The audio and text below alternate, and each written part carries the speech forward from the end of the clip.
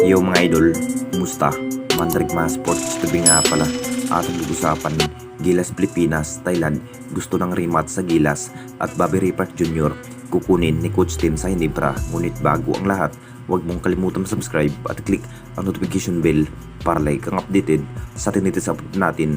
So pagamat grabing performance ang ipinakita ng Gilas Pilipinas ngayong SEA Games mga idol, pinahiya nga ang bansang Thailandese sa naging laban. Talagang tanggal angas ang naging laban. Masasabing ito na nga ba ang naging impact dahil matinding plano pa rin ang naging mas kinakailangan ni Coach Norman Black para mas maganda ang naging lineup.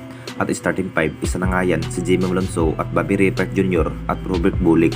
Pinatunayan pa rin sa mga Gilas player na mananalo nga ang ating national team at uwing panalo. Dala nga ang gold medalist, hindi pa rin basta-basta ang kanilang nakakaharap dahil Thailand na nga ito. Marami pa rin ang nasasabi mga idol, hindi raw papayag ang bansang Thailand na manalo nga ang ating bansa sa SEA Games, na parang gusto nga ang Thailand na gusto pang rematch sa susunod na SEA Games. Kung makakasagupa nga ang Gilas Pilipinas, na parang na-challenge pa rin ang Thailand dito mga idol sa ginawang hustle play ng ating national team. Talagang pinatunayan pa rin ng Gilas na makuha ang matagal ng hinahangad ang gold medalist kahit matinding pagsubok ang kanilang nakakarap ngayong SEA Games. Ang magandang balita na nga rin para sa lahat ang nagiging performance ng ating national team dahil nagwagi nga sa dulo.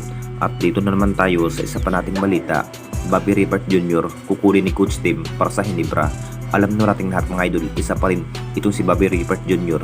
sa mas magandang ipinakita sa Gilas Pilipinas.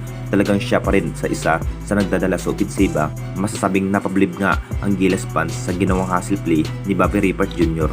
Talagang matapos nga ang naging laban, may inamin na nga rin itong si Bobby Ripart Jr. mga idol. Posibleng magbabalik na nga ba siya sa ating liga? Isa na nga yan, ang kanyang mapupuntahan ay ang kupunan ng Barangay Hinebra. Matinding offer rin ni Coach Tim ito si Bobby Ripart Jr. mga idol na may 3 years contract sa upunan ng Barangay Hinebra. Ngayon pa lamang po, mukhang kulang-kulang ang naging player ng Barangay Hinebra. Wala na rin si Jamie Malonzo dahil sa pag-aalis niya sa upunan ng Jenkins. Pero ang plano pa rin ni Coach Tim, kukunin na nga rin ito si Bobby Ripart Jr. Masasabing ito na nga ba ang hinihintay ng lahat? Posibleng sa upunan ng Barangay Hinebra ang kanyang mapupuntahan sa nasabing player, ito si Bobby Ripart Jr. Hindi pa naman sure kung sa upunan ng Barangay Hinebra na nga ba siya ang kanyang mapupuntahan dahil kulang-kulang rin ang upunan ng SMB ngayong season. Kung tutuusin mga idol, talagang ang gusto sana ni Bobby Ripart Jr. sa upunan ng Barangay Hinebra ang kanyang mapupuntahan. Kung makapagdesisyon ang Hinebra management para sa kanya, magugulat pa rin ang lahat dito mga idol kung makapaglaro na itong si Bobby Ripart Jr. sa upunan ng Barangay Hinebra.